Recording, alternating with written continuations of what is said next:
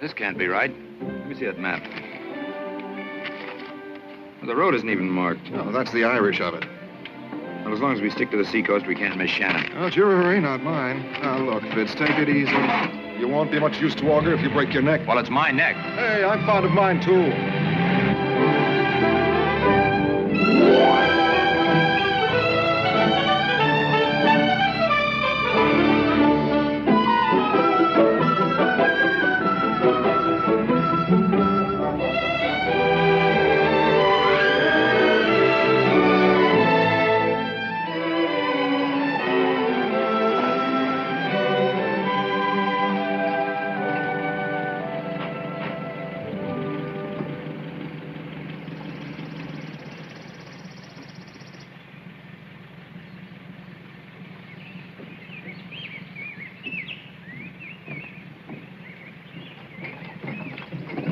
Now, this'll hold us all right.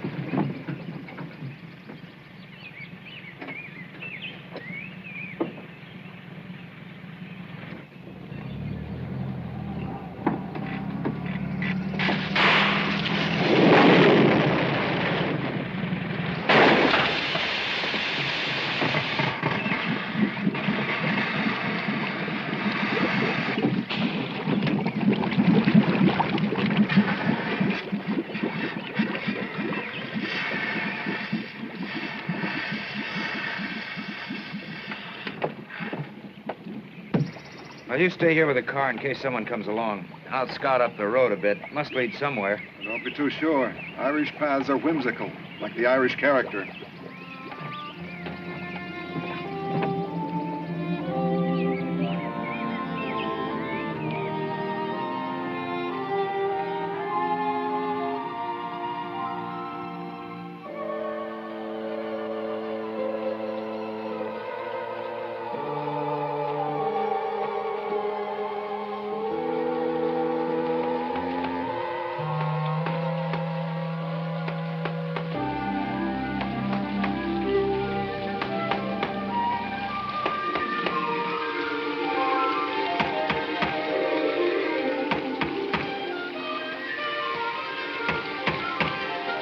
Hey! Good afternoon.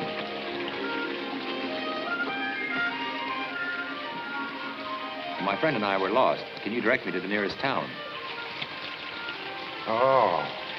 Oh, then you didn't come here looking for me. For you? Of course not.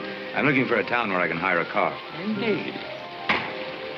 What might your name be? Eh? Your name? Fitzgerald. Fitzgerald. Maybe if I knew why you were needing a car. Look, if you don't mind, I'm in a terrible hurry. Hurry. It's a strange word, hurry. Why would you be in a hurry? There's a very important man waiting for me in New York, and he's not the kind that you keep waiting. Important. There's another one of your words. It's plain to see that you're impatient with me, Fitzgerald. I've enjoyed our conversation. I'll not detain you any longer. Thank you very much. Then you'll not be wanting the direction. Oh, yes, that's right. The water from the mountains comes into my pool with a roar, goes out with a whisper. Down the hill it goes, till it quietly reaches the sea, near a little village called Ballinaboon. You, sir, may do the same. I'll go get my friend. Thank you very much. You're entirely welcome. Good day to you, sir. Oh, good day.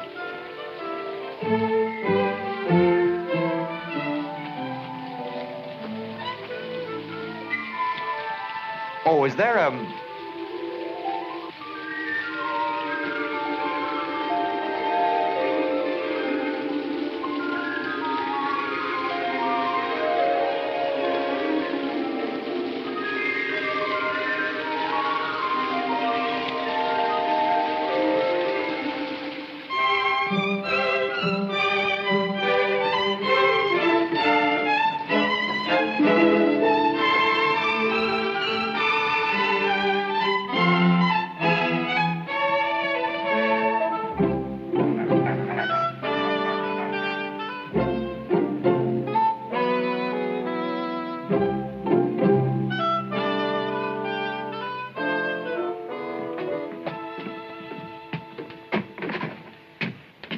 This will be yours, sir. Thanks.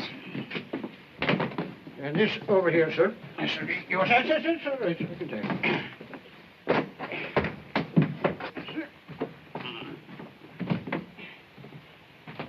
Perhaps the landlady will know some way out of here. I'm beginning to think the whole thing's a conspiracy. Never should have listened to that old lunatic up by the waterfall. What waterfall is that, sir? The one up the stream a mile or so. The Gentle Burn, it's called. There's no waterfall on it. I suppose we wet our feet in a mirage, huh? Begging your pardon, sir, but I've tramped the length of that burn many and many's the time when I a young lad. And there's no waterfall on it. I guess that old fellow must be a friend of yours. What old fella? The old shoemaker with the green coat and the brass buttons. Shoemaker with the green coat.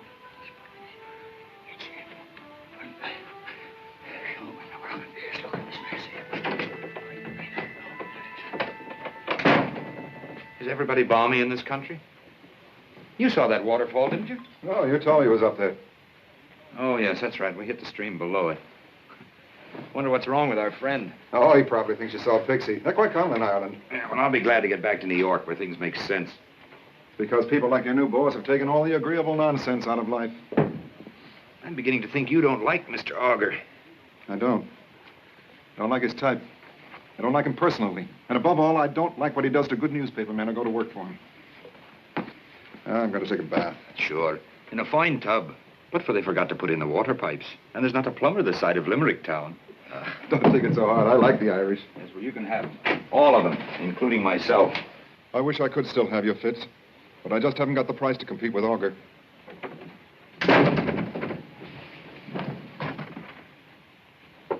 Come in. I've brought you some towels. Thank you. Just put them right here on the bed. What time is dinner? In an hour or so, if my stove doesn't take it into its head to start an argument. Well, it will if it's like everything else here. You mustn't be too hard on us. We're not used to having such grand guests all the way from America. Oh, would you tell the old lady I'd like to see her, please? There's only one old lady here. You're seeing her now. I beg your pardon. Are you the...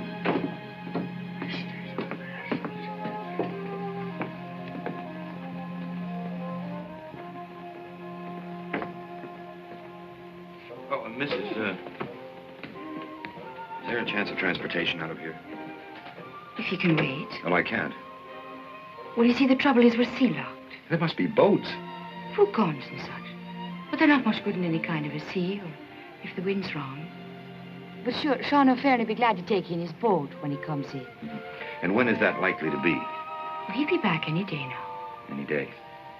Tomorrow, perhaps. By the end of the week, surely. I hope you'll be comfortable, sir. Oh, that was a good stew, Fitz. It's all right. If you like lamb stew. I do. Well, why don't you pour one for yourself? Oh, no. Just wouldn't like it. She says a long glass means a short life. Oh, that's a lot of bunk, isn't it? Why, when I was a cub reporter back in Tennessee, I once interviewed a man on his 110th birthday. He swore it was the result of drinking a pint of corn liquor every morning before breakfast. You tell me that now. That's the truth. You know, you'd do me a great favor if you'd mention that to herself sometime. I'd be delighted anytime. 110 years. 110. I'll take a glass of whiskey with you, as you insist. And as you're guests of the house. Well, sit down. We want to ask you something. It's about this waterfall and the old man Mr. Fitzgerald had words with. There's no waterfall on the Gentle Burn. And it was no mortal man himself had words with. Mm-hmm. Who was it, then? Oh, I mind well who it was. Oh, well, who? Don't keep it to yourself, man. It was him. The leprechaun of the Gentle Burn. Oh, come now. You don't believe in those old superstitions? I believe what my father knew, and his father before him. It was a great opportunity you had, and the saints forgive you for not taking advantage of it. 110 years of age, you say. What should I have done? Seized him and made him give you the pot of gold. What else? I wish I'd thought of that. Has anyone else ever done that around here? Mrs. Daly's own father, Mr. William, and lived to curse the day. Oh, why should he curse the day? He forgot to spit on the gold. A handful of pebbles was all he had for his trouble, and bad luck for the rest of his life. Well, that's the rule, is it? You have to spit on the gold. So any little babby could tell you that. You'd better be careful who you talk to, Fitz. Oh, he'd best have that when you hear the end of it. I was here one night. Miss Nora was away at school. I was alone with Mr. William, and he here with a drink raging in him. Well, he started to curse every leprechaun that ever cobbled a shoe. And he took the bottle, and he threw it into the fireplace. And he stood up, swaying on his 2 feet. "Teddy," he says, "I'll have it out with them devils if it's the last thing I do." And with that, out through the door, before I could raise a hand to stop him.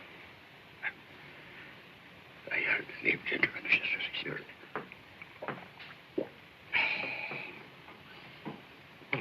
Come on, man. What's the rest of it? Well, I stood at the door, calling, and then I heard the banshee. It was the first time I heard it, but I knew it was all over, and so it was.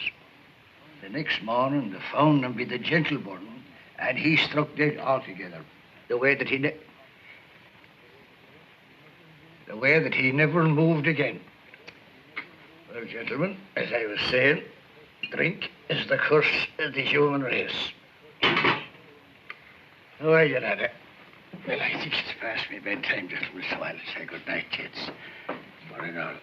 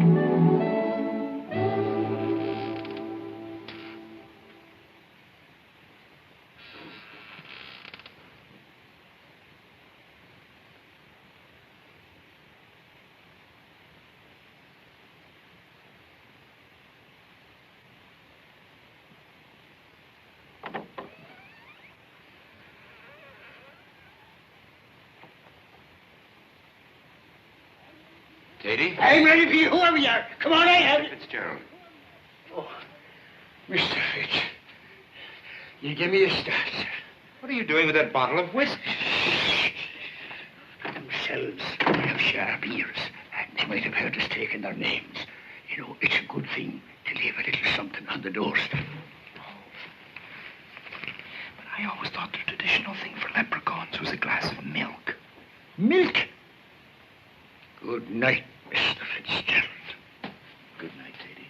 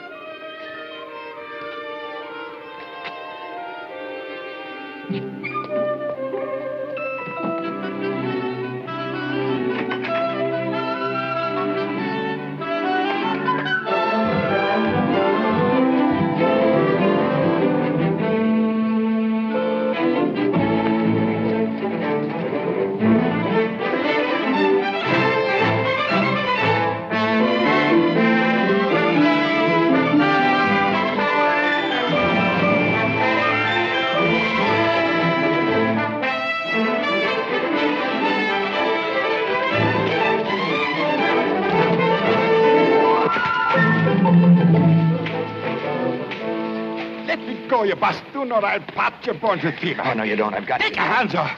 Not till you showed me your pot of gold. What would a poor, simple old man like me be doing with the pot of gold? None of that now. I'm ready for your lies. Of course you got a pot of gold. No right-minded leprechaun will be caught without one. We've been telling you such stories. Your friend Tady. Tady! Put you up to this trick, eh? Ah, the biggest lawyer in our county, Now, that Clare. can't be true. But we're going to play this game according to the rules. Come on now. Where's the gold? The gold. Gold. Not so fast, my friend. Let me go, Yarmadon. Come on, the gold. Where is it? I'm telling you, I have no gold. Where is it? I mean business. Where is it? Yes, where is it? Why don't you take a little look under the waterfall yonder? Oh, no, you don't. Oh, no, you don't. I've been warned of your tricks. Where is it? I don't know. Where is it? I don't know. Oh, isn't that the thorn bush? Right under your very nose. That's right. It's always buried, isn't it? Huh? Dig. Come on, dig.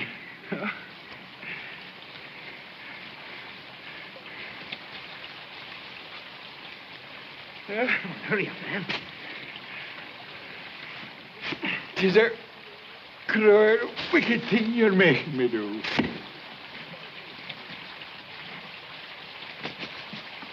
Well, you certainly do it up brown. Props and everything.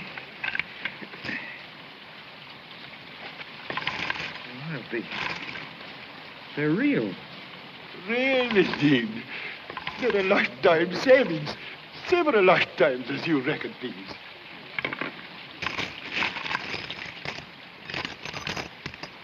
They are real. I don't know who you are or what sort of a game you're trying to play. Did you steal these? I never stole anything in my life, except what was rightly mine. Well, that's one thing we have in common. Here. Take this back.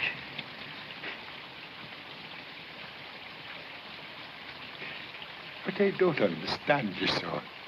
Now, you didn't really think I'd steal your savings, or whatever they are. Here. You wouldn't be playing tricks on a poor old man, would you? No, I'll leave the tricks to you. Here. Take it back. Bury it again. Go on, bury it now.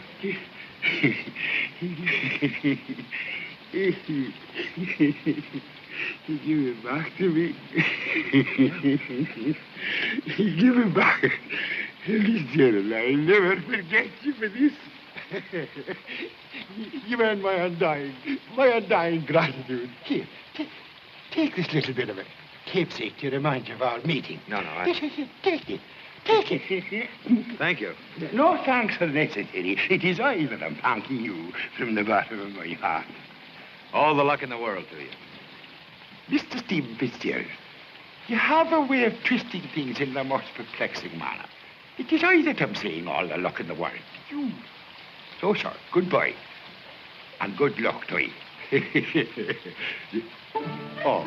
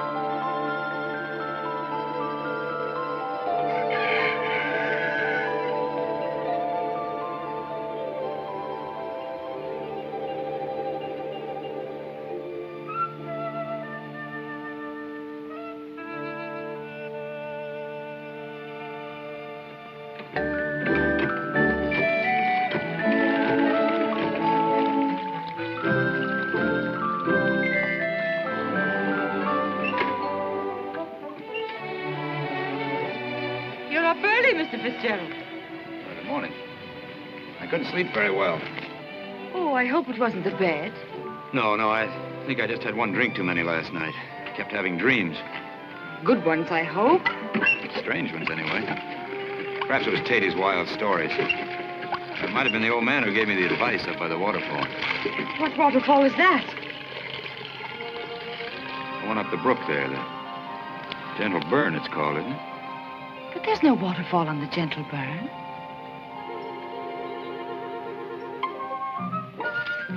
Come on. What's wrong, Mr. Fitzgerald? We're going to find out once and for all if there's a waterfall up there.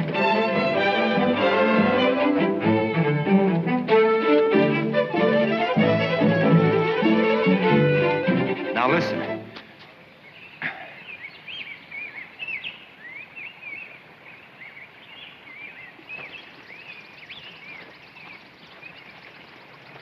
Sure, it was here. Hey! Who are you calling? Well, he's a rather peculiar friend of mine. But you must know him. He's about the,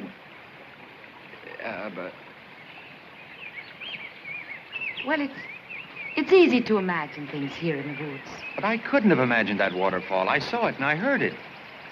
But maybe it is further upstream. Yes, that must be it. I suppose I could have forgotten about it. Yes. I used to come bird's nesting here when I was a little girl. There's a grand view of the sea.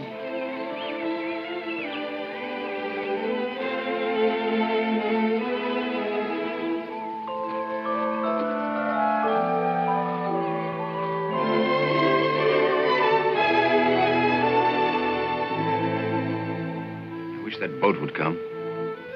Is it so very important to you? Oh, it's the chance I've been waiting for. Ever since the war, I've been kicking around Europe writing freelance stuff, mostly for Bill Clark. Now I'm ready to settle down to a real job. Oh, but you shouldn't give up your writing now. Oh, I don't intend to. The only difference is that from now on I'm going to be paid for it. I'm sick and tired of beating my brains out for nickels and dimes. It'll come. You mustn't fret, Mr. Fitzgerald. My friends call me Fitz. Fitz? Oh, I'd never call you that. It sounds like a bottle of soda water.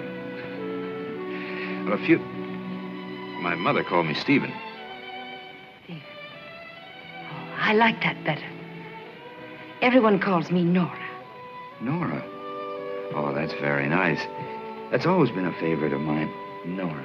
If I ever had a daughter, that's what I'd call her. Nora Fitzgerald. Nora Fitzgerald.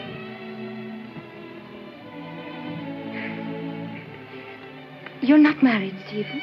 No, I'm too fond of my freedom for that. Oh, don't say that. A man should marry. It's the natural rule and a good thing altogether. Well, what about you? Doesn't that same rule apply to you? And who would I be marrying here in Ballinabud? Michael the fishmonger? Or Tadyper? Oh, look. It's a boat. It's the Arroner, Sean's trawler. Your wish has come true, Stephen.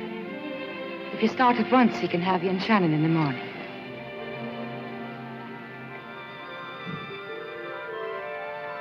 What's wrong? You ever seen anything like this? Oh, sure. It's a doubloon. 16th century Spanish, I think. How could I have gotten it? Very easily. There have been many of them in Ireland since the Armada was wrecked here. The farmers bring them in from time to time. That's a nice one. We better be on our way.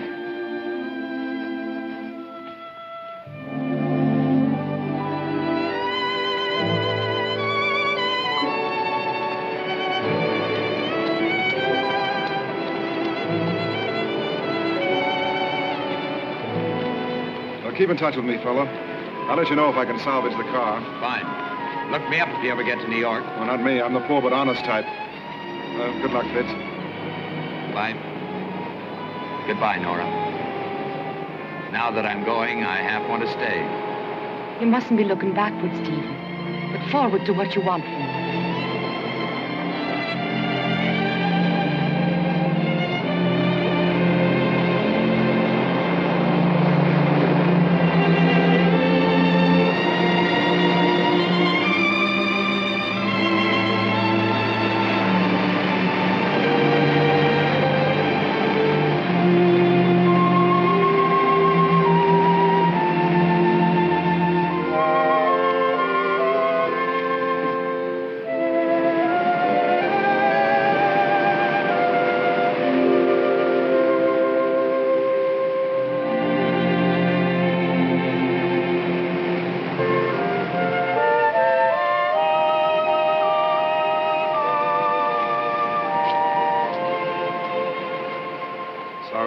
Dunne? He's a wonderful man, Mr. Clark. It all depends on what you call wonderful. He's a nice fellow. He has brains. He's a first-class writer, but he's willing to throw it all away for money. To subordinate himself to an egomaniac, to become just another bright young man who's made good. And you call yourself his friend, saying things like that about him the minute his back is turned. Said the same things to his face. He knows what's best for himself. Don't waste your fine Irish temper, my dear. It isn't worth it.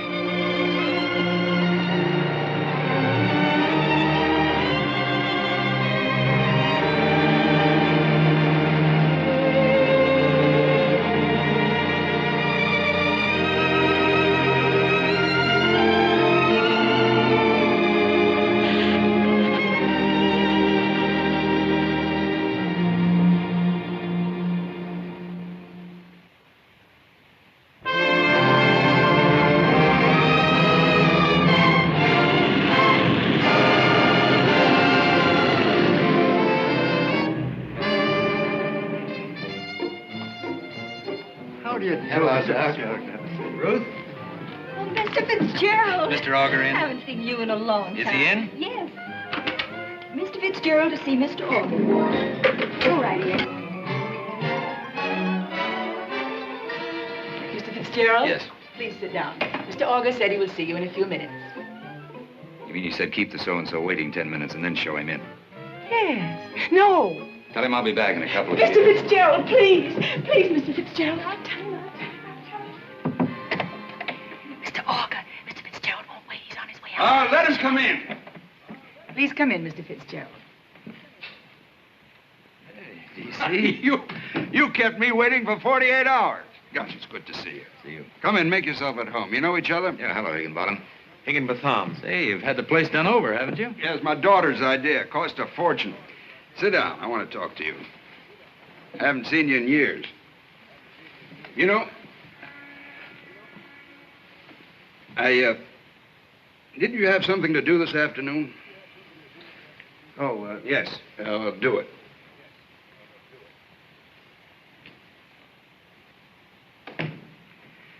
He's invaluable. Absolutely invaluable, and he drives me nuts. Don't disturb us. Now, why do you think I sent for you? I'm not very good at guessing games. Hold on to your chair. Fitz, I'm going to run for the Senate. What for? I thought Senator Ransom owed his election to you. Oh, Ransom's all right, but it's not the same as holding the reins yourself. Fitz, there comes a time when a man reaches the top of the ladder in his chosen field. There's nowhere else to go. Well, I've reached that point. Other men go in for breeding thoroughbreds, collecting paintings. They're just toys. Say, you know the oldest and the noblest occupation of them all. I think so. I mean politics. Well, you'll admit there's certain points of similarity. Oh, don't be cynical. Politics in a democracy. Well, Where do I come in? you're going to put me in the Senate. Oh, no. I'm no politician. Exactly. Yeah, I read every one of your articles in the American Spectator. Not that I agree with your conclusions or the rabble-rousing policy of the paper, but one thing stands out. You know people. You understand the issues. Take this piece you wrote about my Paris speech. Called it boneheaded. Dunderheaded. Dunderheaded. Yeah, well, what? What difference does it make? Point is, you were right. You put your finger on the weakness of my argument. I could have put my foot in it. Well, that's exactly why I want you on my side. Well, of course, I was 99% right. Have some of this? Nothing. Well, here's my proposition. Come in with me. Write my speeches, be my right hand, be my brain, my conscience. Frankly, I want the money. But there's one thing we ought to clear up first. You may not like what I write. We may disagree. Well, of course we'll disagree. I hate people who agree with me. Is it a deal? It's a sale. Good. We'll show them who's a dunderhead, huh? That's what I'm afraid of. All those school of journalism boys. Oh, how's Frances? Frances? Oh, she wants you to call her. I'm glad you reminded me. Probably should have done it soon. You don't mind if I use one No, of these? no, it's a private line. That one over. What's my home number? Rhinelander 45813. Rhinelander 45813. Never mind that. Bring in Mr. Fitzgerald's keys and his address. Yes, sir. Hello? Miss Augur, please. Mr. Fitzgerald. I don't have any address. I got you an apartment. You know how hard it is to find a place, even for me? Hello, Francis. Fitz. Yeah, about an hour ago. I'm with him now. No, the devil himself doesn't have enough money to buy it. What? Dinner tonight? Fine, I'd love to if I don't have to work too late at the office. You don't start till tomorrow morning. All right, I'll tell him. Fine, I'll pick you up. Good. Okay, bye-bye. She says I can't work too late. Takes after a mother. Here are your keys. Here's the address, Mr. Fitzgerald. Thank you. And find out where Mrs. Augur hires servants and get him one. Yes, sir. It's the Acme agents. What do you do with a servant? I never had a servant before in my life. Well, we can't have you bothered with trifles. Got to keep that brain of yours on ice. We're going to do big things together, my boy. Yes. Big things. Cream? Mm-hmm. What was her name? Whose name? Your reason for being 2 days late? Oh, Nora. Pretty, I suppose. If you like the Irish. I always have. I'm glad you're back, Fitz. And I'm glad you're going to be sensible. Sensible? Mm-hmm. You know what I mean. It's a shame to waste your talent on the kind of writing you've been doing. Well, some people didn't think it was entirely wasted. Oh, but it was, as far as you yourself were concerned. Maybe you're right at that.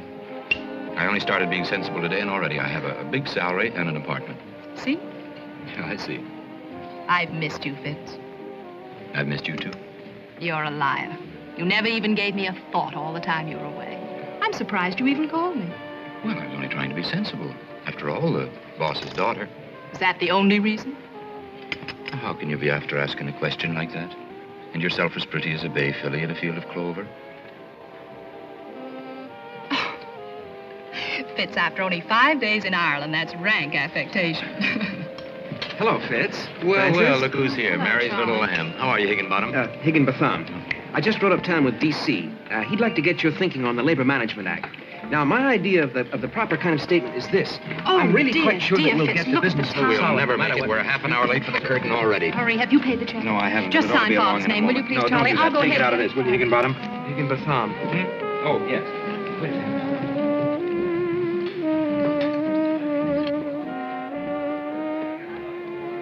We were a little rude, weren't we? Yes, we were, but I want Father and all his stooges to understand that their jurisdiction does not extend beyond office hours. Here you are, sir. Thank you. Thank you. Come on, you needn't smile quite so cordially when you tip hat check girls. Gives them ideas.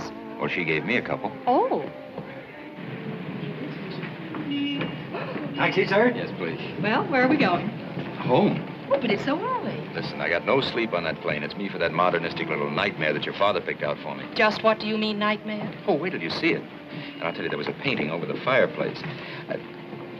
You don't mean to tell me that you had something... Yes, darling, I do, but that's all right. Don't apologize. It's nothing to me that I slaved for 3 whole days to make a nice place for you. What did you do with the painting? It's in the bathtub. The bathtub. What else? Well, I just rearranged a few things. There was a table by the fire that I moved around on the other side. And then there was a lady and gentleman Yes, but standing we'll on the just go mantelpiece. right up there and rearrange them back again. The table and chair, the lady No, and I don't gentleman. think you need to do 16 that. equal places. Really, you don't. And I'm quite yes, tired. 52. Really? You heard her, brother.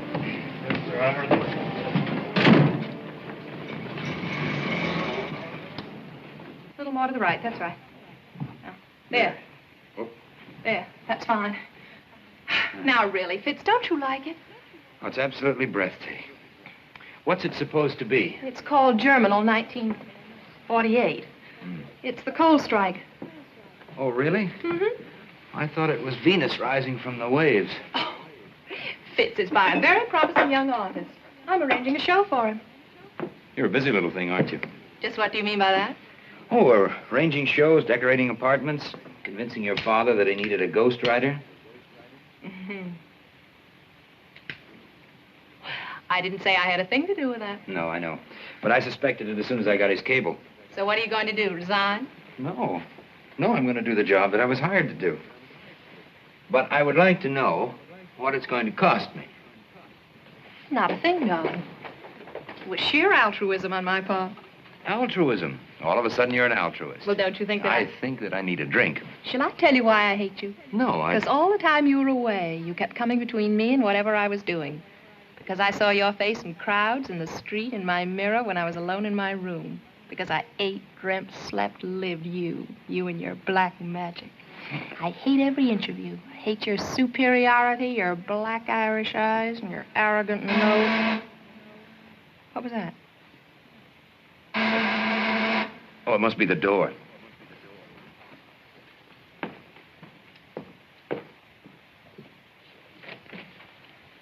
Oh, yes? I'm from the Acme Employment Agency, sir. Oh, there. Okay, come in, come in. Yes, sir. Kitchen's right in there, if you don't mind waiting for a minute or so.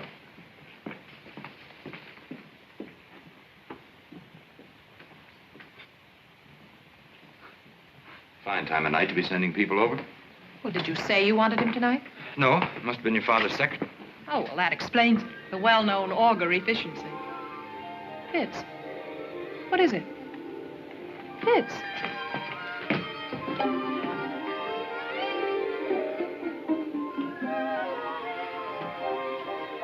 Haven't I seen you someplace before? I wouldn't rightly know, sir. It depends on where you've been. I've been to a great many places, including Ireland. Indeed, sir. Where'd you come from? The Acme Employment Agency, sir. Before that? The last place, sir. Where was that? Oh, there were no complaints, sir. No complaints at all. I take great pride in my work and joy in my service.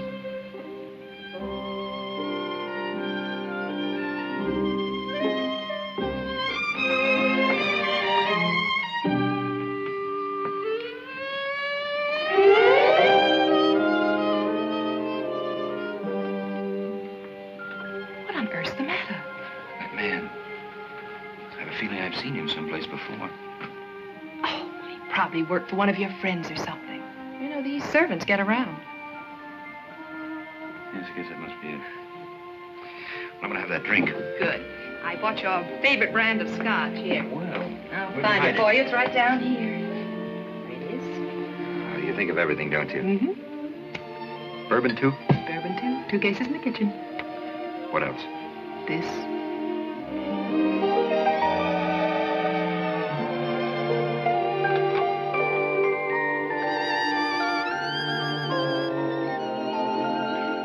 Can I help you, sir?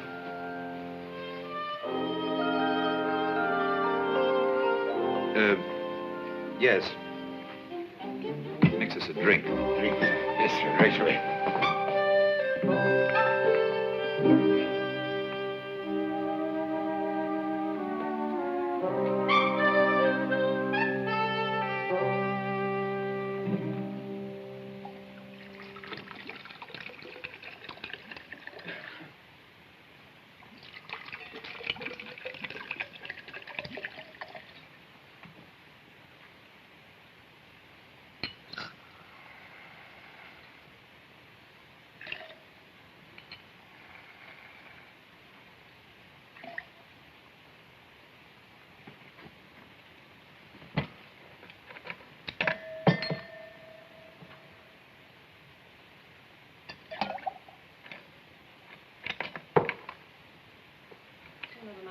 Fitz, I'm going. There's too much traffic in here. It is a little crowded. See you home? No, don't bother. I'll take a cab.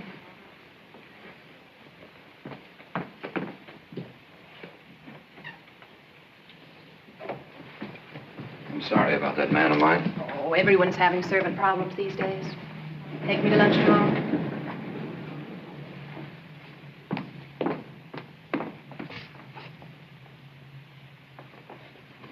Stop by your office tomorrow. Fine. Good night.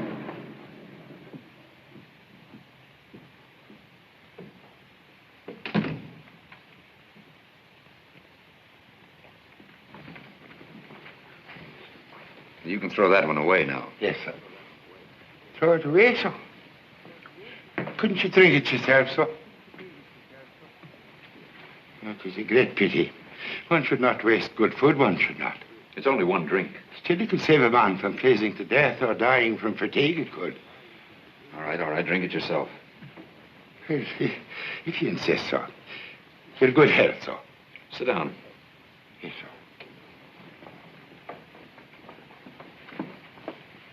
Sit down, sit down. The agency sent you, hmm? Yes, sir. What can you do? Oh, anything you have a mind for me to do, sir. I can cook, clean, take care of your clothes, anything at all, at all. What would one call you? Well, you might call me Horace. I've always had a fancy to be called Horace. Horace. If that's your name, we'll call you Horace. Thank you, sir. What about your salary? Oh, that's all been taken care of, sir. Oh, Mr. Augur's office.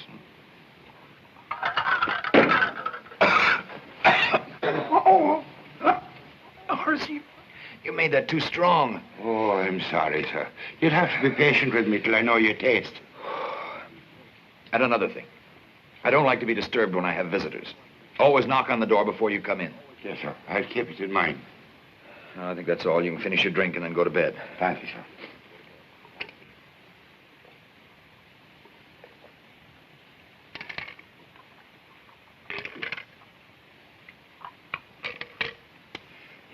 That's too strong for you, hmm? I throw it away.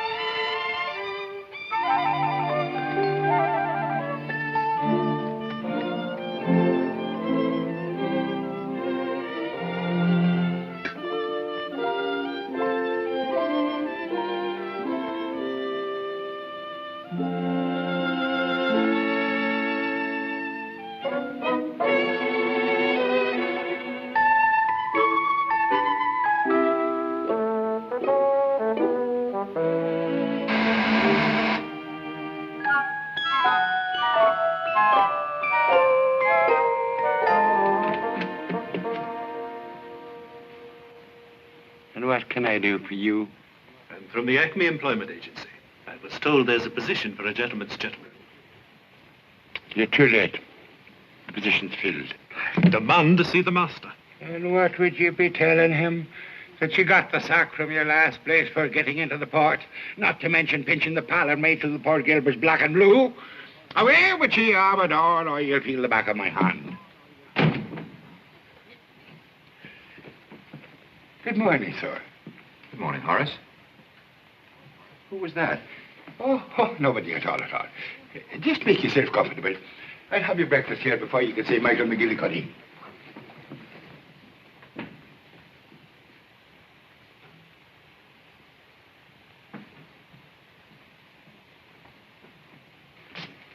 Horace, has the paper arrived? I'll get it for you, sir.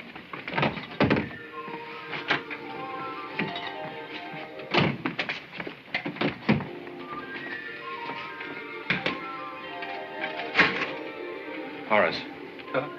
What are we doing with all this milk? What milk, sir? The milk. I thought you might have a cat. Now, Horace. Oh, there's your paper, sir. Look here, Horace. Yeah, I'll go on with it. I'll answer that.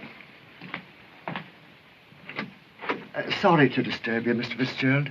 Was your milk delivered this morning? Yes. 2 homogenized, 1 coffee cream, and a pound of butter? Yes, I guess so. Why do you ask? Well, everybody else missed their deliveries. I don't get it. I left it on every doorstep as per schedule. Thanks, Mr. Fitzgerald. Every day I leave milk on door.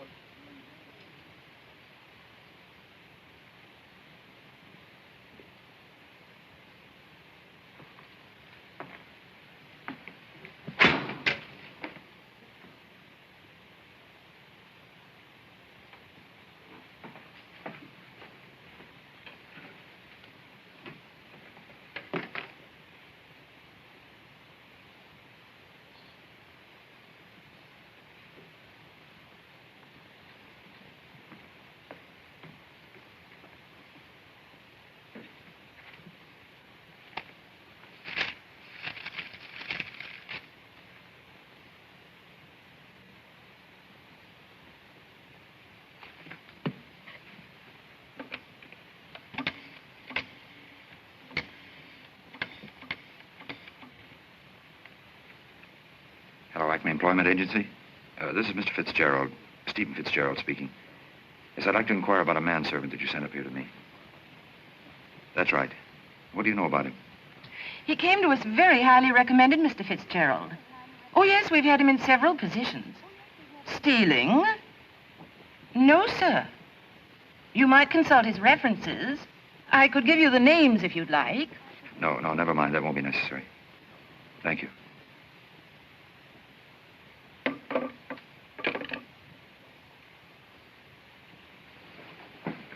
You stole that milk, didn't you?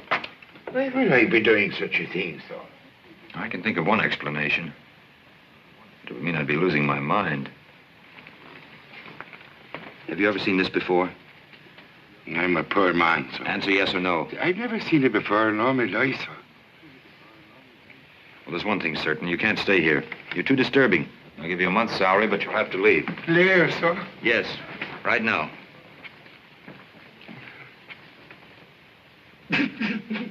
Here, stop that.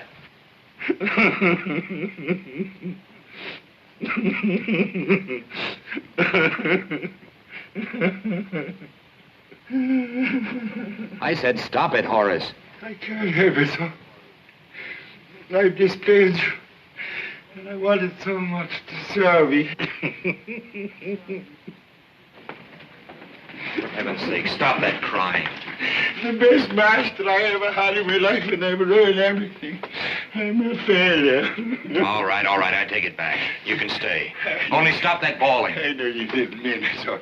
You'll never regret your decision. And the first thing you're going to do is to turn that milk back, you understand? Every bottle of it. Every bottle of it.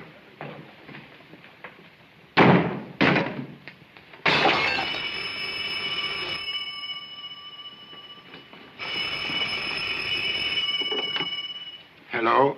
This is the Acme Employment Agency. Is this Mr. Fitzgerald? It is? You don't say. Well, I've changed my mind. You may consider the matter closed.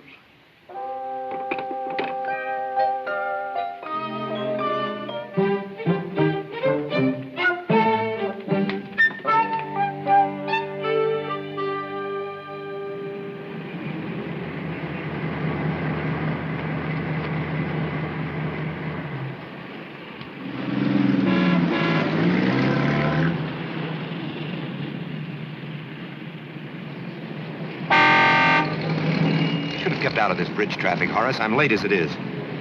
Plenty of time, sir. I have a very tight schedule today. I have lunch with Miss Augur at 1. I want you to pick me up at 2 sharp and drive me to campaign headquarters. After that, I have a press conference back at the office at 3, and then the women for Augur. What women are they, sir? The women for Augur, a group of public-spirited citizens.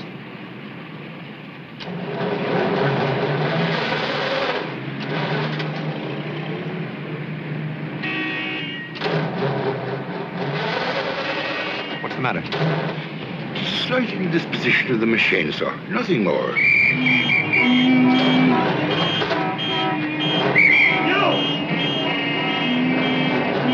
are you gonna do, spend the weekend? Did you hear me blow the whistle? What do you think you're doing here? I stopped to admire the view. What is? None of your back talking, I'll run you in. It would take you and 10 more like you. Is that so? Come on, get that car out of here. What might your name be? My name's my own affair. You do say so. You just said so. Say, you have a sharp enough tongue to be a Kerryman. To tell you the truth, I'm from County Clare. County Clare is... But I've relatives who live by the lakes of Killarney. You do indeed. I do indeed. You know, it's 30 years since I left the old country. Oh, you don't. But perhaps I know some of your people. It's likely I do, you know. No, you wouldn't. A simple humble people. Come on, Morris, do something. Do something. Get out. Get out.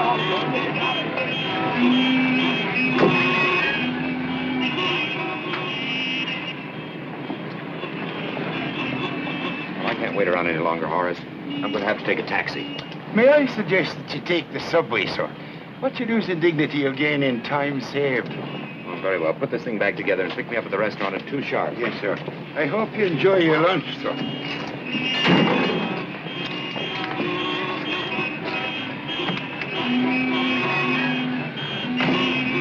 I'll give you a little push to the curb. Won't be necessary, thank you, but...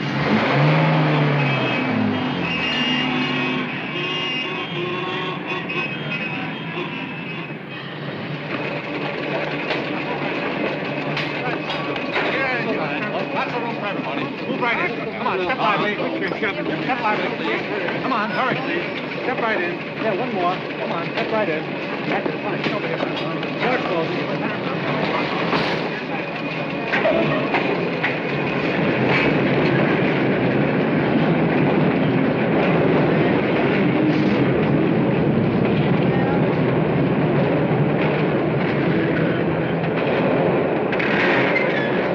Oh, I'm terribly sorry. You know how it is with the rush hour. It's just terrible here because the car goes around a turn. It's all right, you know, pardon me. Let me brush your hat. No, that's all right. I have it. I'm terribly sorry. It's all right. And such a beautiful hat, too. Thank you very much. It is really beautiful.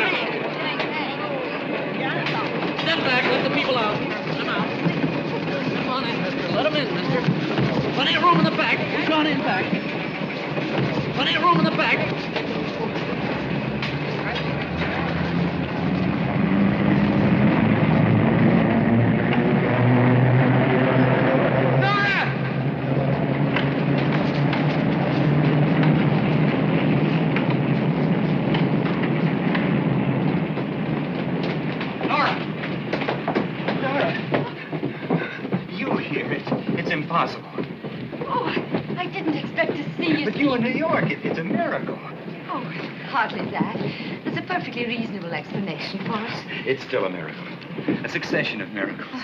You see, my car broke down. I had a very important luncheon engagement. My chauffeur advised me to take the subway. It's the first time I'd been in one since I got back to New York. But if I hadn't taken that particular train, I never would have found you today. So just move on. Tell me, where are you staying and how long have you been here in New York? Now, I can't answer everything at once, Stephen. I've been here about a week. And you haven't called me. Oh, but I didn't know where you were. I'm stopping with Katie's Aunt Bridget's cousin, Mrs. Crimmins, up the street a bit. That's not true. Oh, but it is. No, you. I mean, you're being here in New York. Oh. Here, let me take those packages from you. Oh, thank you, Stephen. Oh. I hope there's nothing in there that'll break. How long are you going to be here? Oh, as long as my business takes me. Take hold of my arm. I don't want to risk losing you again. You'd think it were something unnatural and wonderful that I should be here. Well, it's wonderful whatever else it is. Oh, wait. I promised little Dennis I'd bring him some candy. How much is this? Oh, 50 cents.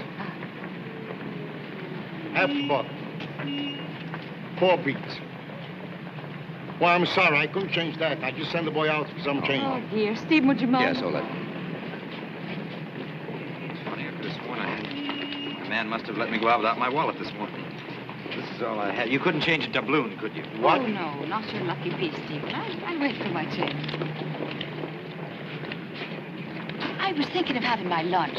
You know, Mrs. Crimmins' cousin son-in-law, Cornelius, has a bit of a bar and grill on the corner. You wouldn't care to join me, would you, Stephen? Oh, I'd like to, Nora. Except that I have a very important luncheon engagement, and after that, 3 or 4 conferences. You know how it is, the usual thing. Sure you have. I won't press you, though. I hate to eat alone. Gee, I wish I could, Nora.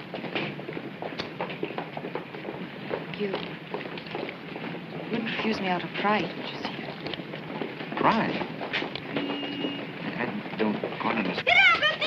Caro si sta fino a mo'. Ogni volta che va a fare un servizio stai 3 ore, già stari. Tecnici mi sono davanti a casa di gelato. E you all, lady.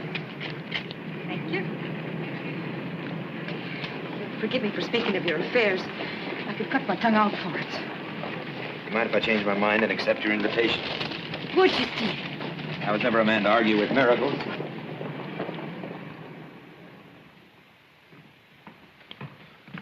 Good, huh?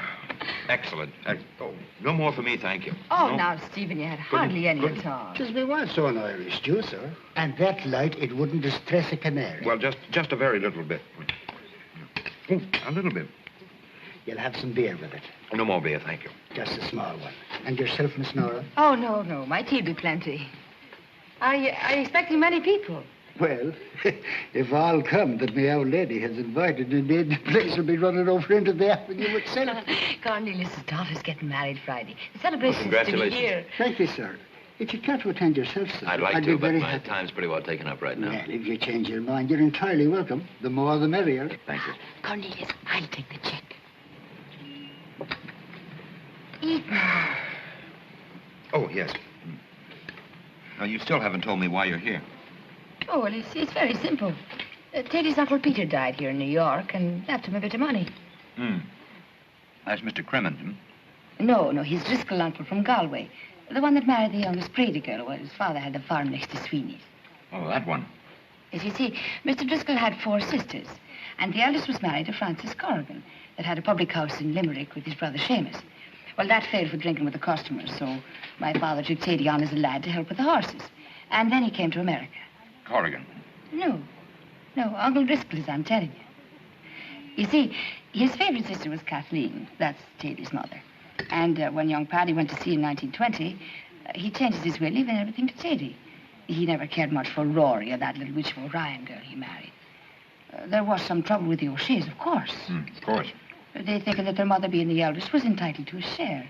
But Martin O'Shea had done well in marriage with the O'Dooleys from up Knocknashiga. And it was only a bit of an inheritance, a few shillings a month. So there was no trouble to persuade them not to make any complications. That made everything very simple. Oh, well, it would have been. But for Uncle Driscoll being a bit hazy in his notions and thinking that Teddy was a girl. So he left his money to his beloved niece. Can you imagine? I can't think what confused him. Well, anyway, someone had to come to straighten things out. And Teddy wouldn't budge. He mistrusted the sea and refused flat out to set foot on the Atlantic. He said, I'd rather die a poor man but to try one. So that's why I'm here. I'm very glad you made it plain to me. And I'm very glad you're here. Oh, Stephen, I never thought I'd see you. When I knew I was coming, I wrote that nice Mr. Clark in London for your address. But he didn't answer.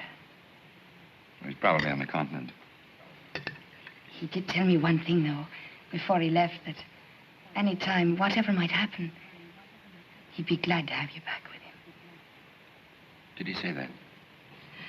If it's a question of passage money, I'm sure he'd advance it. Oh, a bit more than nice, too. Oh, no, really, I couldn't. But you had very little before. But Oh, come on now. A drop of this will do you good. Make you strong as a horse. All right. Cornelius, do your duty. And another potato. Another potato.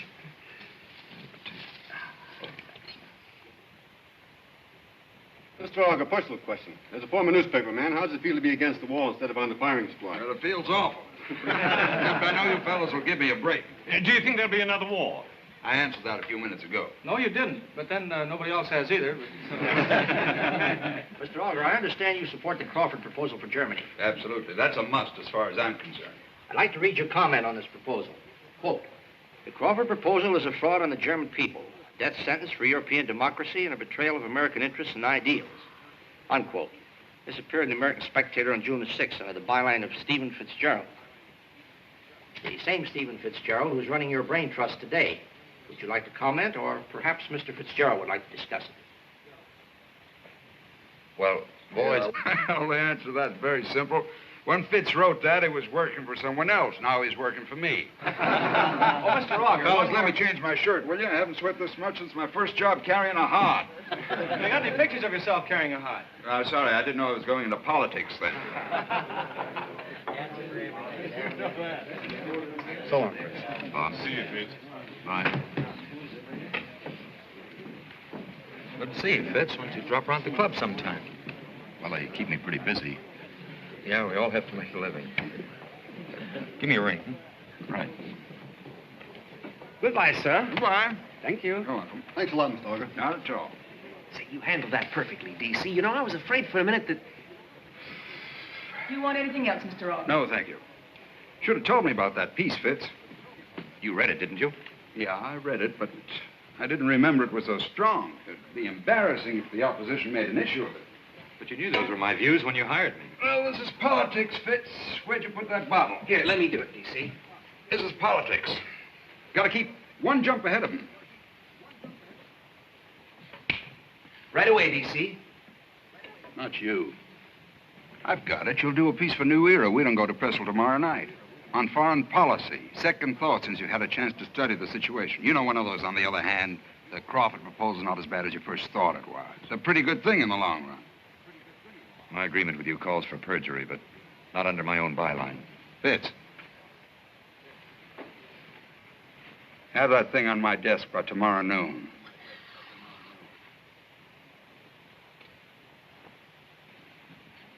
Here you are, DC.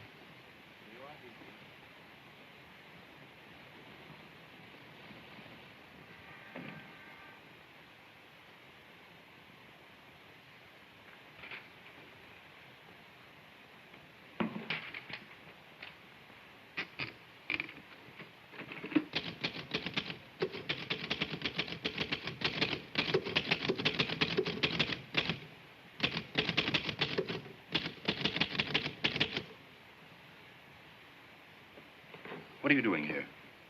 I let you go out this morning without a clean handkerchief, sir. I hope you forgive me. I was thinking about it all the time I was dusting. I said to myself, there's poor Mr. Fitzgerald writing all those important political speeches, and him without a handkerchief to put to his nose.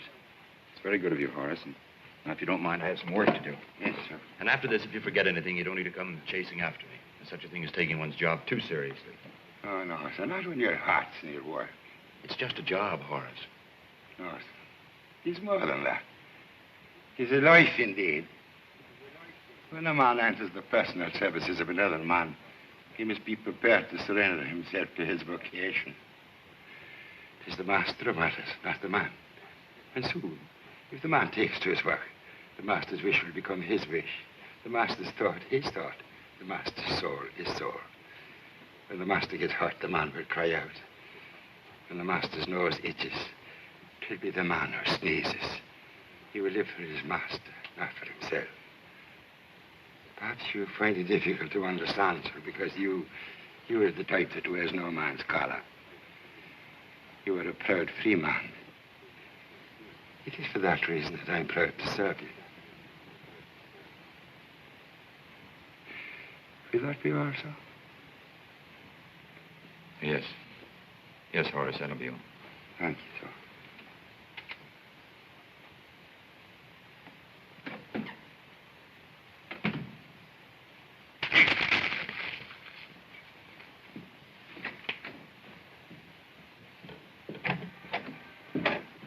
Mr. Fitzgerald. Where's Mr. Augur? He's gone out, sir. When'll he be back? I don't expect him back this afternoon. Where can I reach him? I don't know, Mr. Fitzgerald. But if it's important, I know he'll be home for dinner tonight. He's expecting some guests.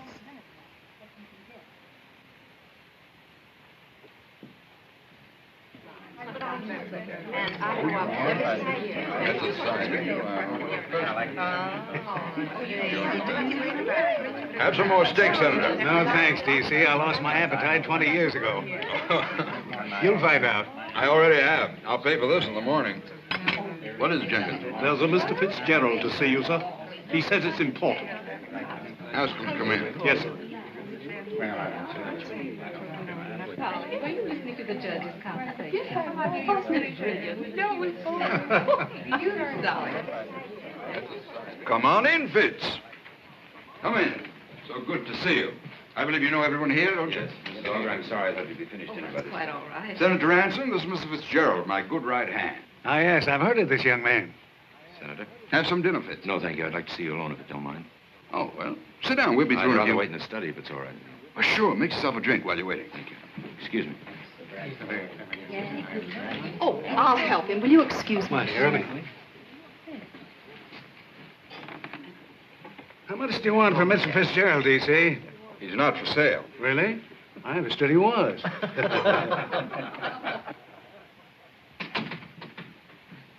Well, I hear Father's been his usual sweet, tactless self again. Never mind the drink, Francis. I'm not in the mood. Oh, now, really, Fitz, I thought... instrumental in getting me this job, perhaps you'd like to be the first to read my resignation. I hope you know what you're resigning from. I think your father made that quite clear this afternoon. I guess I shouldn't tell you this because it's still supposed to be a secret, but I happen to know what he has in mind for you. Well, he hasn't let me in on the secret yet. If he wins the election, he's going to have to find someone to run the publishing house. Naturally, he'd prefer to promote somebody in his own organization. Somebody who understands the Augur way of doing things. Go on. Of course, it would have to be somebody he can trust. Or manage. What about Higginbottom? Oh, no, Fitz, this isn't a job for a yes man. It's for a man who has the intelligence to recognize his big chance. Patience to wait for it, and the resolution to seize it. Father's a bit of a fool to go into politics. He has more power right now than a dozen senators. The man who sits in his office will inherit that power. Not if he's still running things by remote control. He won't be. I'll see to that. You? How? Leave that to me. D.C. Augur will be perfectly happy making speeches in Washington. Stephen Fitzgerald makes history here in New York.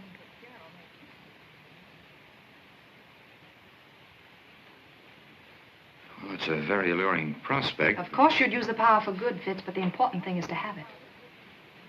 It's all very well to have ideals, but what good are they if you can't reach the people with them?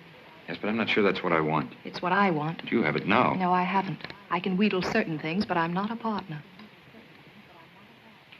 You go with the job? If you want me, Fitz. Some cigars here. Oh, excuse me. Oh, here they are, Senator.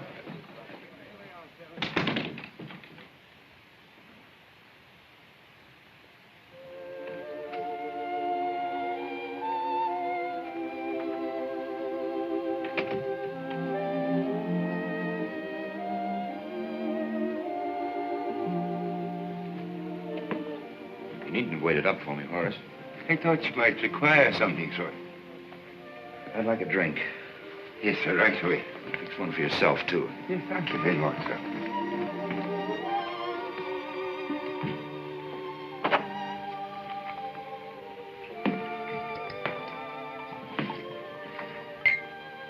I'd like you to drink my health, Horace. I'm going to be married. Aye, indeed, sir. Would it be the tall lady, sir? Oh, Miss Augur, yes. Ah, you're a fortunate man. She'll make a fine mother for your children. There's more to marriage than just having children, you know, Horace. Oh, indeed there is, sir. There's riches and poverty, sickness and health, love, honoring and obeying. She'll make you a fine wife, sir. It's a very important decision, probably the most important that a man makes in his life. Oh, indeed it is, sir. May I ask what prompted you to make it? Well, one doesn't stop to analyze one's behavior when one's in love. No, sir, but there must be something about the tall lady that made you select her as your partner for life. Well, she's beautiful, for one thing. She is indeed, sir. With a man's courage and a man's brains. Yeah. Is there anything wrong with a woman's courage and a woman's brains? We won't discuss it any further. No, sir. You have something against her, haven't you? Me, sir? No, sir. Nothing at all, at all. No one's forcing you to stay here and keep on working for me, you know. No, sir. After the wedding, I'll be looking for another place. But you don't have to make up your mind right now, Horace. You'll have no further need for me after that, sir. Will that be all, sir? Yes, that'll be all. Good night, Horace. Good night, you say, sir. Oh, the saints forgive me, sir. I forgot to tell you that I'd waxed the floor. Yes, Horace. It was very thoughtful of you, Horace.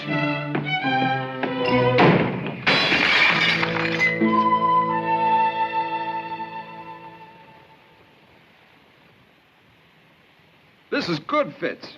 It's great. I like this ad lib finish. I think it's just perfect for the journalist club. Sort of one newspaper man to another. How would it be if I put my hands in my pockets? You know, sort of informal, homespun. I wouldn't get too homespun. You're liable to unravel. Yeah, you mustn't overdo it. But this speech can be one of the most important of the campaign if we don't make any mistakes. You're certainly right there, D.C. Of course I'm right. Don't you have anything to do this afternoon? No, I'm all finished for the day. Finished for the day. Well, this is our chance to recapture the working press, Fitz. If you don't have any further suggestions or criticism, I'll see if I can get that deathless document mimeographed. Oh, by the way, I've arranged for you to sit at the speaker's table tonight. I wasn't planning to attend. I'll change your plans. My agreement with you doesn't cover the way I spend my evenings. In this case, it does. Take it easy, Fitz. If these were normal conditions, I wouldn't insist, but you're a member of this journalist club. What'll your friends say if you don't show up? Assuming that I have any friends left. You're oversensitive. There aren't 50 newspaper men in this town who entirely agree with their paper's policy. Our relationship's a little different, isn't it? Well, sure, but this is politics, Fitz. Politics makes strange bedfellows. I know. I haven't been sleeping very well lately. Well, if I'm not complaining, why should you? Consider what Lincoln had to put up with. Here, have some of this. Thank you.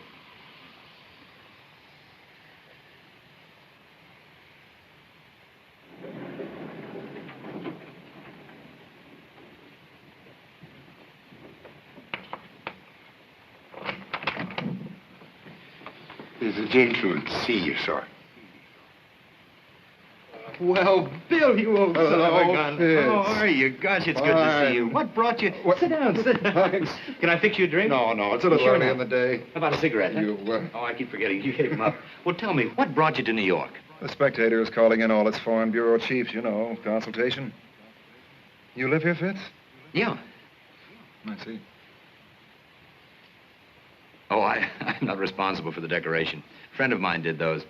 But I'll be giving the place up soon anyhow. Sure, I understand, Fitz. Pretty expensive keeping a man, eh? Huh? Oh, I don't pay him. Oh?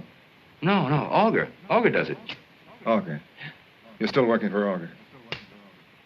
Well, of course. Look, fella, you don't have to put it on with me. Say, what did you do? Tell him where to head in? Sure, then he passed the word round, I know. You've been drinking or something? Fitz, I have return plane reservations for Monday. I've got some for you, too. You're going to Italy for us. Bill, Why, it's a break for me, whatever happened. Nora's cable arrived just as I was leaving for the airport in London. Nora's cabled? Sure, she's a girl in a million. What did she say? I got it right here. I wired Bronson and got his okay to sign you. I had no idea. No idea she'd do anything like this. Like what? Well, she got it into her head that I was broke. I should have told her the truth. The truth? Yes, I'm still working for Augur, Bill. You? Yeah, of course. Oh, I should have known it was too good to be true. Gonna explain that to Nora? No, I should have done it before this, but, you know, I've been busy. Well, you'd better make it good. I'll be on my way. Let's get together before you go back, Bill. Well, I'll see you tonight. I'm going to hear your boss. Oh, don't waste your time. Why not? I hear he makes a good speech. Yeah, that's yours. Oh, where can I reach you, Bill? The Nelson? So long, Fitz. Bye.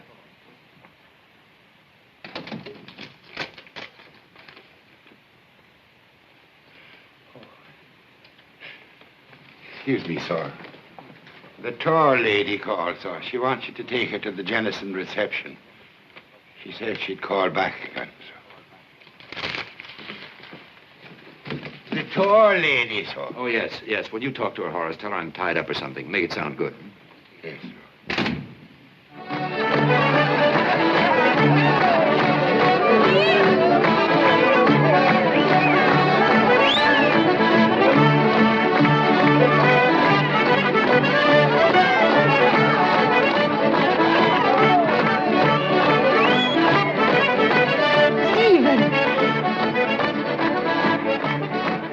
Stephen, you came after all. Yes, Bill. Clark came to see me. He's here?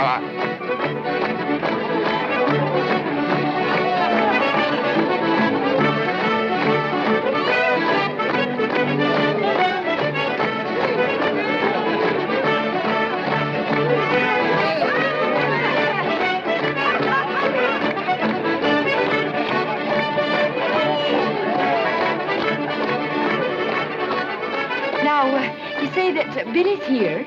Yes, Bill's here. He came to see me in my apartment, and he offered me a job. Oh, I'm so glad. When will you be coming back? Now, listen, Nora, What's the matter with you? This is the second time. Why don't you...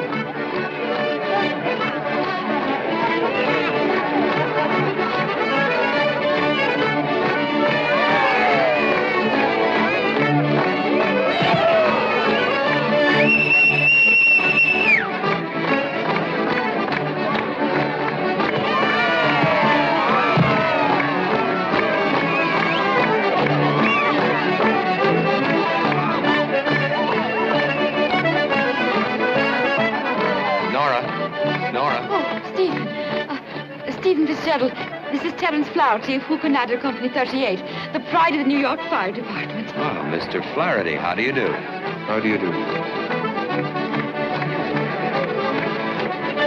What's the matter? You smell smoke? Smoke? Yes. Back room, perhaps, Back room? Yes. Definitely smell smoke from someplace. Might very well be back there. I'd have a look if I were you. Oh. Come on, let's try it over here again. Now, look, tell me about that job of Billy's. Just what did you say to him in your cable? Oh, he got it then. Yes, he got it then. Oh, you'll forgive me for that. I had no right to interfere in your affairs. But, Stephen, it wrung my heart to see you like that. I hope I haven't offended you. Oh, you couldn't offend me if you tried. Welcome to the party, sir. Well, I'm certainly glad you were able to make it. Here, drape that over your tonsils. Nora, I have a confession to make. I have a job. You have? A very good job. I'm well on the way to being a very rich man. You lied to me. No, I didn't lie to you. You did so. Then it was the truth. All that about the motor cars and drivers and important appointments. Yes. But it was the truth. How could I be lying to you? Oh, now don't try to wriggle out of it. Just go tell Terence Flaherty that I'm not busy. You're not angry, are you, Nora? Of course I'm not angry. Being made a fool out of in broad daylight. Well, I tried to tell you that... You did not. There's no smoke out there. Well, you better try upstairs. Oh. Oh, Stephen Fitzgerald. You're a wicked and deceitful man. And me filling you up with idle stew. Well, it was wonderful stew. It was not. She puts too much flour in the gravy. But I'm glad you got what you wanted from life.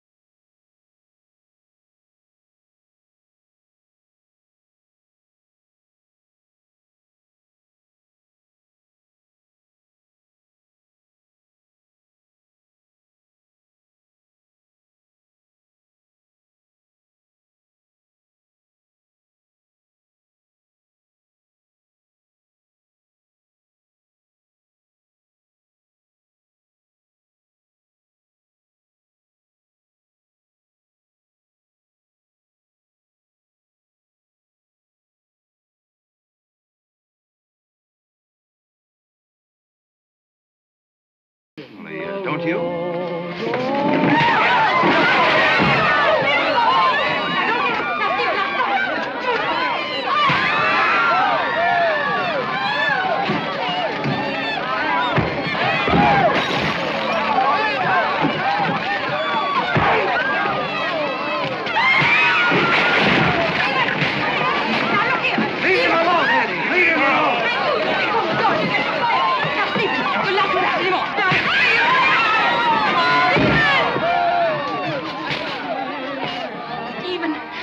Stephen, are you all right? Oh, this is terrible. I'm so sorry. Oh, speak to me, Stephen. Oh, open your eyes. Oh, won't somebody please get him out of here now? Oh, Stephen. Oh, this is terrible. The rose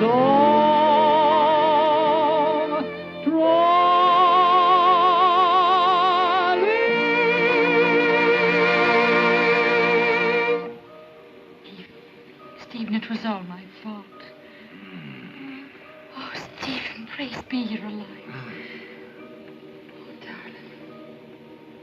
Oh, nice friends you have.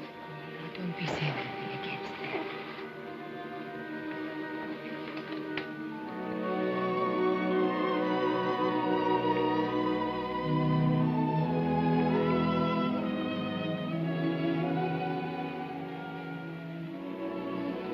Nora, Oh, now you mustn't move. Now, your poor head, Stephen. I'm all right. I have to go.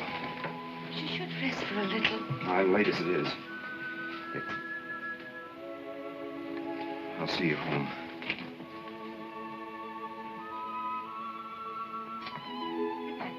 Good night, child.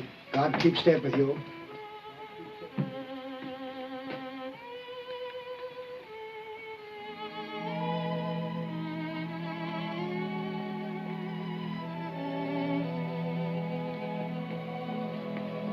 I live here, Stephen. Goodbye, Nora. Goodbye. Why, I was hoping you'd see me off on the steamer tomorrow. I'd like to, but I'm going to the country for the weekend with my fiancée. I'm being married in a month.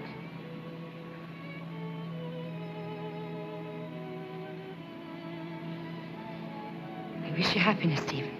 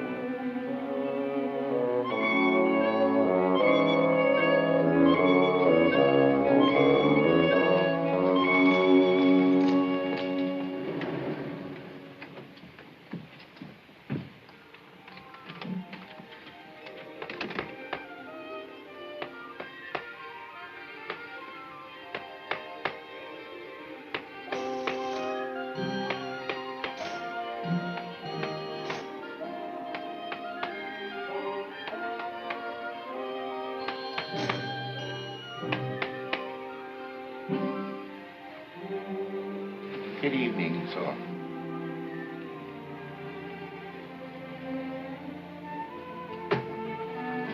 Perhaps you can explain this to me. It's a bit of an old pebble, sir. Half an hour ago, that was a coin from your pot of gold. What sort of wild talk is that? I know very well what sort of talk that is. May I ask what's on your mind, sir? The truth, Horace. I want the truth. Keep your distance, Fitzgerald.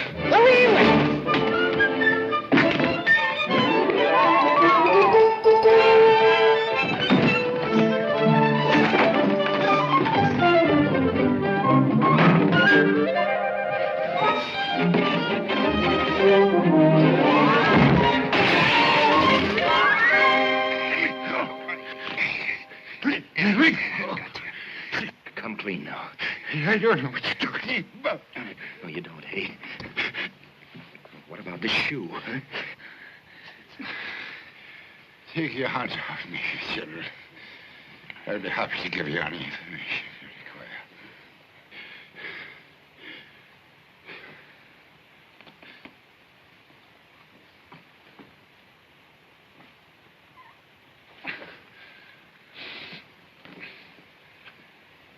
You are the leprechaun, aren't you? And I'm crazy.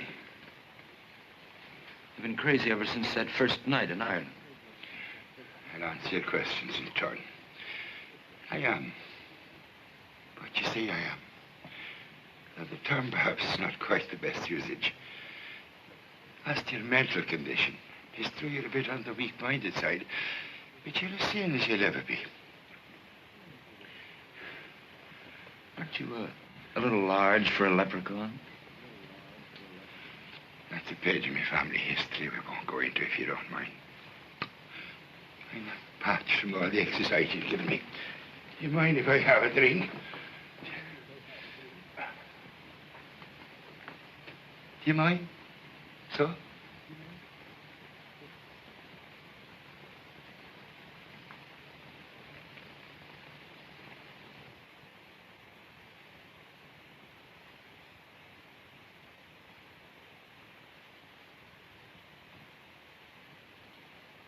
You brought Nora over here, didn't you? No. You brought her here yourself, Fitzgerald. Long ago. In your mind. A physical presence alters nothing. What are you trying to do? Ruin my life? Let us discuss the matter calmly, Fitzgerald. Do you mind? You must believe me when I tell you that I was prompted by the noblest of motives, simple gratitude and affection for yourself.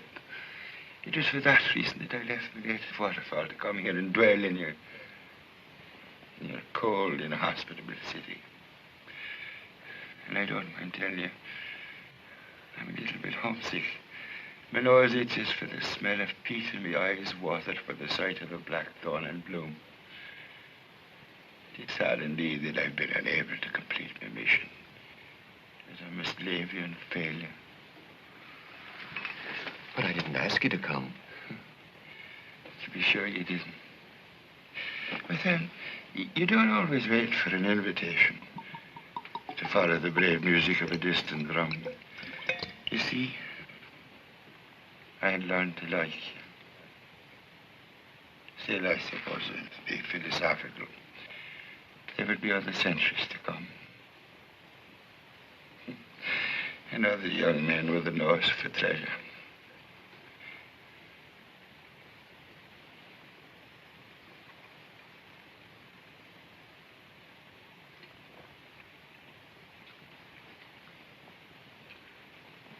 I offered you gold. It is not my fault that you prefer a pebble.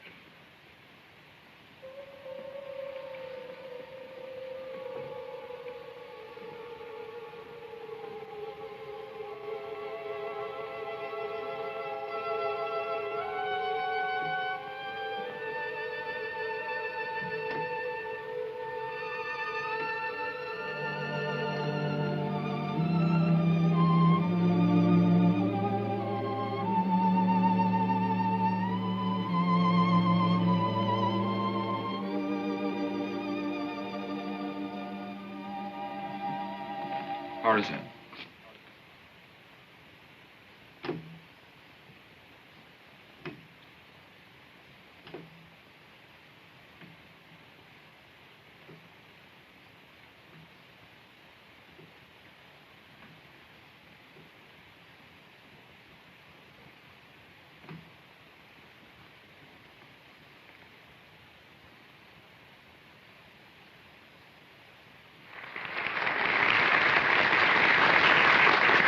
Well, I've tried to give you as sincerely as I can my view of the issues of the campaign. Not that I expect you all to agree with me. Frankly, I'd be a little worried if you did. As long as a good, healthy disagreement is the essence of a free press.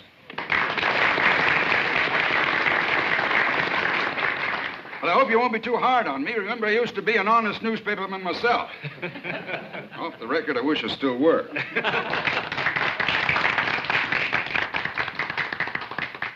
Well, I'd like to make a little announcement. If I'm lucky enough to win the election, I intend to resign from Augur publication. I've given a good deal of thought to the selection of the man who'll take my place. Well, I didn't have to look far. For the past couple of months, I've been honored to work with one of the best newspaper men of our time. You all know him as a first-rate reporter and a whale of a good fellow. Steve Fitzgerald. Come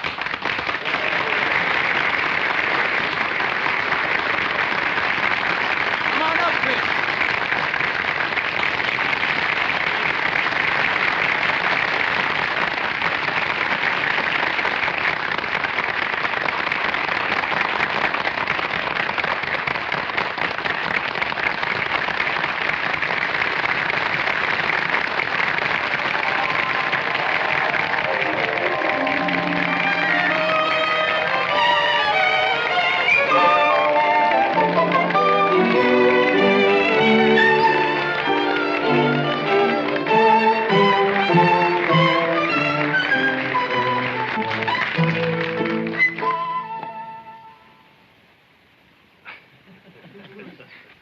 Say something, Fitz.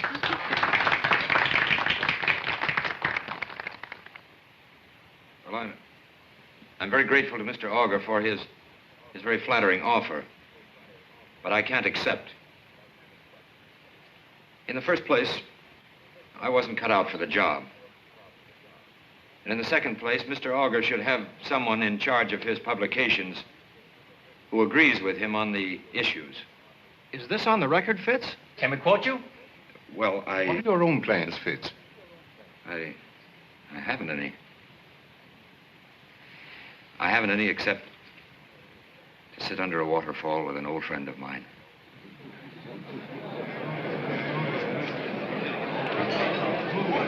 Come back. Vince! Give us some more, will you? Bring it back. Mr. Augur, how about a steak? Mr. Augur, do you have You're really serious. Surely, Vince, you can tell us more than this. What about this, man? What is this disagreement? Wait a minute, fellas. I've said enough. You heard it all. Was there any chance you'll change your mind? No, I'm resigning as of right now, for good. Well, what about the engagement, Fitz? Is it on or off? I'm afraid that's up to Miss Augur. How about that, Miss Augur? Are you going to share that waterfall? I don't think I'm invited. But even if I am, as Mr. Fitzgerald would say, I'm afraid I wasn't cut out for the job. Goodbye, Fitz. Goodbye, Francis.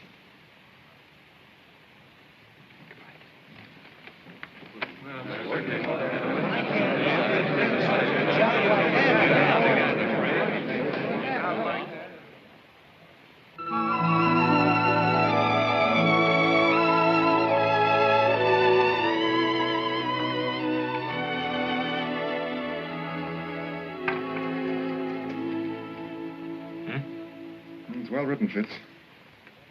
But I don't agree with a word of it. What's wrong with it? Well, anyone who knows a thing about conditions in Italy... Listen, I was there. Were you? Oh, I should have gone myself, I know. All right, all right. You don't like it, I'll turn it over to D.C. Augur. Now that he's safely back in the publishing business. Who said I didn't like it? Yeah, we'll run it as a series. The usual rates. Are you two going to sit here all night arguing? Oh, it's this pig-headed husband of yours, Nora. He has no respect for my gray hairs. Listen, he's getting an Augur complex. Don't you want a nightcap, Bill? No, thanks, Nora. I'm going to bed. Good night, Teddy. Good night, Mr. Fitz. Come on, honey. Teddy, would you just leave that bottle on the table there? I had no intention of touching it, I can assure you.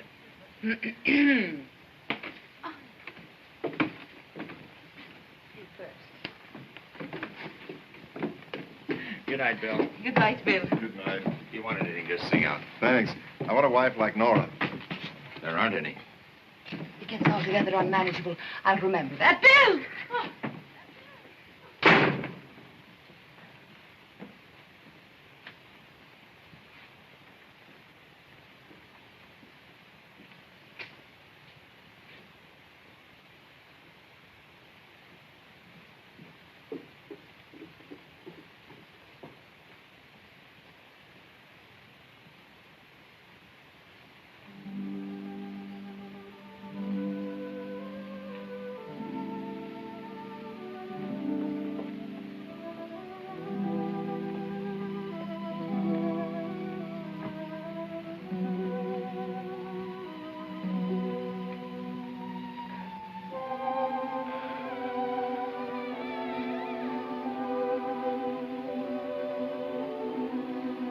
What's that here?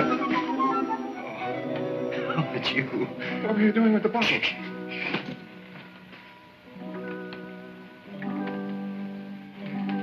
It's for an old friend of mine.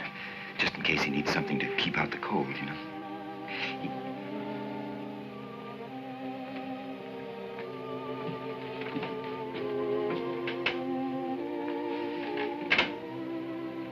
Good night.